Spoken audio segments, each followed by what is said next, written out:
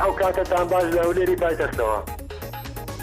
حەز دەکەم لێرەیە خوێندنەوەی خۆم پێشتر پێوە بکەم. علاقاتت هەرێمە یانان باشووری گەل پارتێکی علاقاتەکە براسێن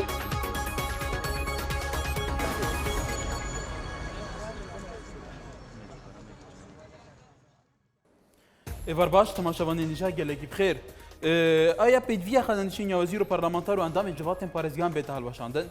دی عێراقدا نعمەتا خودی بووی کەسێک و ڕۆژێکیش ڕۆژان تنێ ڕۆژێکی ساعتێکی ببیتە ئەندام پارلەمان ji ber ku mûçekê gelek werdigire îmtiyazatên gelek werdigire li dîvda jî li ser mûçekî gelek tê xananişînkê ji bilî gelek hesanê û îtir gelek îmtiyazatên din. Di nada li Iraqê taybetî li parêzgeha Bexda li piraniya parêzgehên Iraqê hewa komkirina îmzayan herwa li torên civakiya Facebookê herwa rêya helwasîna postaran tê xwastin ku sîsteman ku yasaya xananişîniya parlamenter û wezîr û endamên civatên parêzgehan bête helweşandin. ji ber ku evel ser hesaba budcê giştiya xelkê parekê zor xeyalî bi van tê dedan. Kesek rojekê bîte parlamenter, rojekê bîte wezîr, rojekê endamê civata parêzgehan be, tedît û rojekê midîr am be bi milyûneha dînaran mehane bêguman ev têne xananişîn kirin. Ev niha jî bêguman ev têne tê xwastin ku ev kesê gelek genc e yanî genc e tişê bitir karekê dî bike tişê di çarçovê wazîfekê de xizmeta gel bike lê tê te xananişînkirin mala xwe muezzez mukerrem parekê gelek pê tê dedan bû nimûne lê Parlemanê Iraqê wekû hind data ku behskin temaşevanê nîja bêguman ji wan jî dibêje li gur amarekê dibêje kujmê pareyê ku bi tinê di demê mehekê de wekû mûçe xananişînê li Iraqê دهت ادام به اندام پارلمانی جوات پارێزگان دگهت 9 میلیار و 600 میلیون دینار ناو چند جدی مثال که داد گیته 108 میلیار و 796 میلیون دیناران بگمان کز اوجی که دوی چارچوبیدا کوهر اندام پارلمانه که بهت خاننشین کردن کجمه 5 میلیون و 200 هزار دینار لعراق متولد که دیدم که دا موظف حکمته هي 25 سال 30 سال خدمت هي 300 هزار تدخل نشین کردن ده همان دم دا بگمان جوات پارێزگهان وزیری هم بوی اوایی لکردستان جی گلهری ما کردستان جی که ته گوتن کل فرجی بگمان پارلمانتاران امتیازات گله کنه کسی که بیتن دم پارلمان یکم جار 7 میلیون و 500 هزار دینار آمد دیگره شقه که آنویلا که باش ورد دیگره ده همان دم دا سه زیربانی هنه حسانوی پارلمانتاری هیا نسلی هیا دشیت در و پارا بوده صرف کردن سیاره بوده کردن 40 هزار دلار پیت دادن کو سیاره بکرم دیدی در وقت اوت تا خانه نشین کردن 8 صد موچوی از باورم 8 صد موچوی دیگه تا 6 میلیون دینار المالخات تا بگمان ورد دیگره دنهاج دست مجوله چنمای سه خولت پارلمانی یک کردستان دنده خانه نشین کردن اوجی بگمان خلاصه اینها 111 اندام پارلمانا پیتید 111 اندام پارلمانا دری نخار مالخوایی تر دموچورگرین به وی آوایی هر یکشان 6 میلیون دینارن وزیر مدیر عام شبلی هنده تگوتن جی کو گله کسیندن کادرین حزبان لسر پلا وزیریه لسر پلا نظام مدیر عام و حتی داویت نخانه نشین کردن برزان افهمو پاره خیالی بوفان وزیر و بوفان خانه نشینان دصرف بدیت نواهین چه دمیزینه ثابتیش دن هذا دبیجن زورترین رواچی هی ناوی خود مار کردن بو کو بنا پارلمانتر جبر کو نعمت خودی پارلمانتری بالا برزان بگمان رئیس دال عراق حلمتی کی کو کرنوی امضا حلمتی کی فراوان توری کمالاتی فیسبوک و حتی لری حالوستینی پوستر کورو سمینار و باس دواکری که پیوسته سیستمی خانه‌نشینی وزیر و پارلمانتر و اندامانی انجمنی پارێزگەکان لە عێراق هەڵبژێنرێتەوە لەبەر ئەوە لە چارچوەی ئەو موچەیە ئەو خانەنشینە پارێکی خەیالی خەڵکی عێراق لە بودجێ گشتی عێراق سەرف دەکرێت بۆ ئەوانە بێگومان ئەمەش بەپێی داتایەک کە ئێستا بەردەستی ئێمەیە ئەڵێ ئەو برە پارەیە کە تەنیا لە مای مانگێکتەوە کە موچەی خانەنشینی لە عێراق دەدرێت بە ئەندامانی پەرلەمان و ئەنجومەنی پارێزگەکان دەگاتە 9 میلیار و 6 میلیۆن دینار ئەو چەندەجی لە مای ساڵێکدا دەگاتە 108 میلیار و 796 میلیۆن دیناری عێراقی بێگومان موظفێکیش هەیە 25 سال 30 سال خەباتی خزمەتی تەوزیفی هەیە لە کاتێکە مستەفید نەبووە لە ئارت لە کاتێکە موچەی مانگە نەشەوەندە بووە تا ئەسەری مانگ بە هەر حال پێ بژی دواتر بە 300 هزار بە پارێکی کەم خانەنشینە کرێ لە عێراقیشە کەسێک خانەنشینێکی پەرلەمانتاری 5 میلیۆن و 200 هزار دیناری وەرەگرێ بێگومان لە کوردستانی خوشمان لە هەرێمی کوردستانیشە پەرلەمانتار ئێستا كخانن أبي برلمانتاري كم جار 7 مليون و 500 هزار دينار ورقة شقي كورقة 40,000 دولار ورقة بكريني سيارة سيزي باسوانية حساني برلمانتارية نسري هي معزز مكرم لملاطية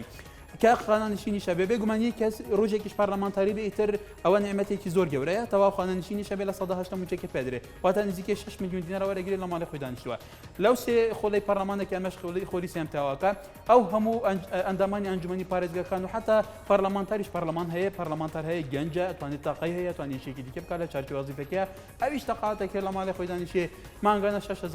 6 میلیۆن دینار لە پارەی بودجێ گشتی پێدرێ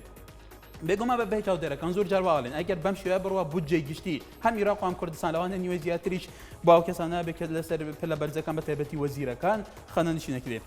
بێگومان ئەو هەوەی لە عێراق دەست پێ کردووە تا چەند منطقەیەوە تا چەند لە جێخویەتی لە کوردستانیشە دەست پێ بکە بەڕێزان من لە خزمەتی سەرنجێوە دەم لەسەر تۆرەکی ئیسماعیل لە سێ سایقی کەم پەیوەندی فەرموو براکەم ئێوارە باشتر زۆر سپاس والله من بقناعتي من هیچ باشێکی تیا نابینم کە خانەنشینە 6 میلیۆن وەرگێ و خانەنشینێکیش 200 تا 300 هزاریە بێ بەڕاستی ئەوە زۆر نابەرامبەریە کە ئەگەر لە بودجێ هەرێمی کوردستان ئەگەر وا بڕوا لە ساڵانی ئایندا هەموو بودجێ هەرێمی کوردستان بەشی ئەو هەموو خانەنشینە ناکات لە وەزیر و لە پەرلەمانتار و نازانم لە ڕاید و لە قاید و هەزارەها نەوە خانەنشین ئەکرێ بە 5 میلیۆن و بە 7 میلیۆن و بە 2 میلیۆن و بە 3 میلیۆن و بەڕاستیمە هیچ بەرامبەرێکی تیان نییە یعنی سێرەکەی من بۆ نمونە باوکم تقریبا 25 ساڵ خزمەتی هەیە 220 هزار وەرەگرێ بە سێرەکەی کابرایە هیچ عەزیەت و سەرێشە و مەینەتێکی نەبینیوە بە 3 میلیۆن خانەنشینەکە بە 2 میلیۆن بە 7 میلیۆن هەیەندا پەرلەمانە بۆ چییە بە 7 میلیۆن خانەنشینکە و دوای ئەوەش سیارەی بدرێتەوە دوای شقە بکرێ بە ناوێ دوای ئەوەی هەزارەها ئیمتیازات و بەڵێ علی لجا خۆت گەلمەیە کاکاری کەرم کە باشتر بووتە برا رجع احترام وعندهم طلبات خذون شرف وخذون كرامة وخذون اخلاق هذا الزين هذه ما عندهم طلبات عندهم طلبات ما يبين توجه يقول عندهم طلبات ما وكي صبورك كذا صغار راقة دينا بس هذا يبي شيء آخر بس الزين الدشم رزق ما عندهم طلبات بيش دغرا بهنا وشن طلبات ده تستقل الظنيا لا مستوي عندهم طلبات يبين كواتا بو چای گەڕۆسایە بۆ خەڵکی دەنگ بودایە ودوك درجة تمنى قلت بس الفيديو اديشن اذكر برا ناشرون مستقبل بس قراني صار عندهم طلبات قراني وكي قندلي خديار كنا بندق تورا دموچا راس ناشرون يحسن من بدل الذي صار عبد الرحمن بن علي خلكي زاخوبي خفنيش بي ببرە ئەم دکاری ئەم حەزەکەین دچارچوێ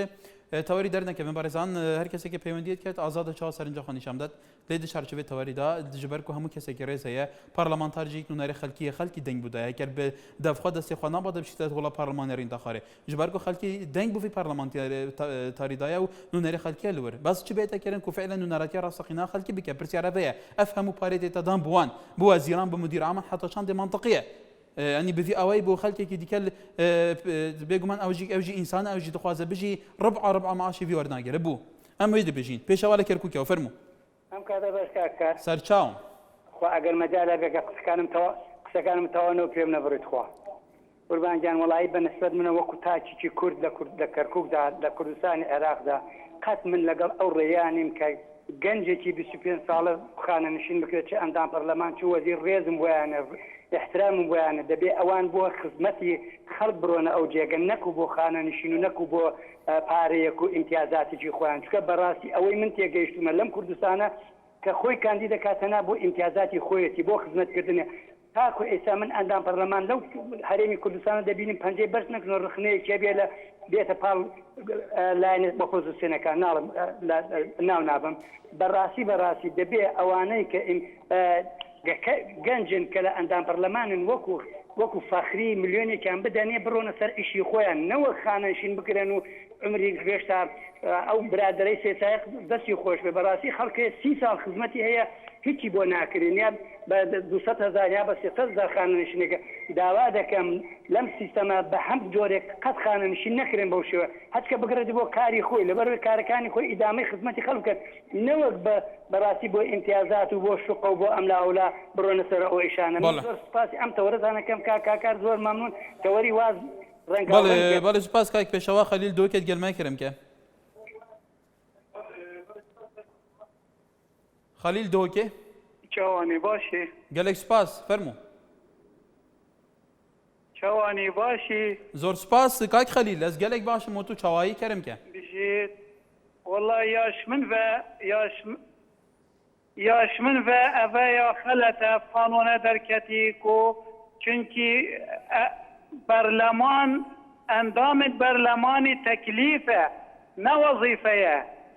teklif teqaüd nabit nekhasim fi mebleği endamazın.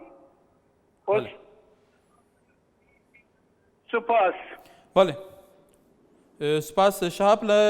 مووسڵ فەرموو کاکە دەستخۆشی بەرنامەکان دەکەم زۆر سپاس کەک شاب کەرم کە ئەگە عەدالەت نییە کاکە ئەگە عەدالەت هەبیت نەبەس پەرلەمانی و مەجالس محافەظات هەتا عەمەلە هەیە کرێکارە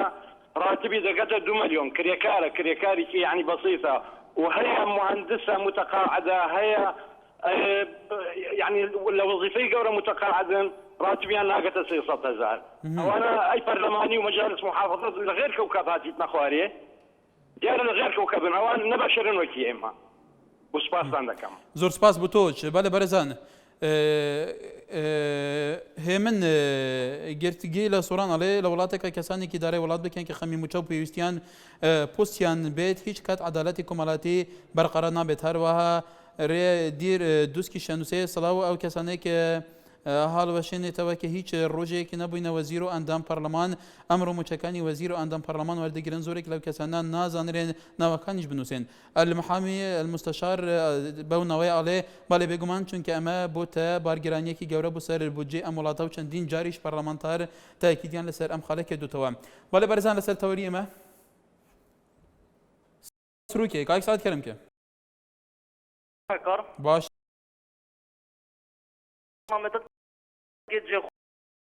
عن بارد عند برلمان زول أنا ما قلت كم ومستوى يعني بيصير صل خدمات هاي وضرب إنه والله براسنا يعني قطعة جدا أو بارد جدا شجرة بينشش هم يبغى براسنا بينشش ليك بواجب صلاة عراق ورم بريمر عراق راتبت عند برلمان ورقة وينا دو ورقة عراق يبت ما شوف قوي بيها عندي بنت ورقة بلا لا يبتن كتاب شارع كتاب عيون كتاب فرقهم مطعم من ويهم مطعم دفعت ايش يا شوي كيف خاطر الفرصة بله فاطمة لشارع فرمو فاطمة السليماني باش فرمو برأي من كاكا اگر بيتو پرکار اك بيجوي خانانش موتيكي فرمان بري ورق فرمان بر چونه بو موتكمي كاجي بيتي ومعلومات بيش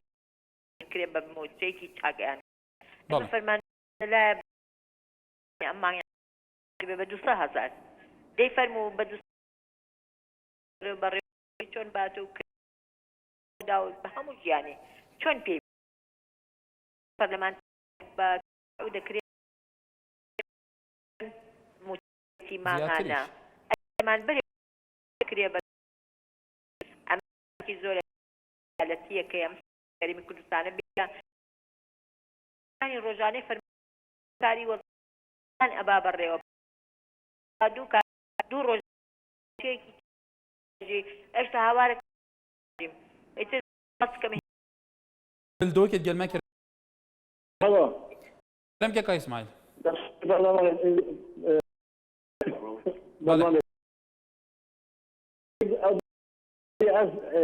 بله صلاة شيستي حتى بيقول هذا حزب كان يا أنا أبغاني أبغي أبغاني خوين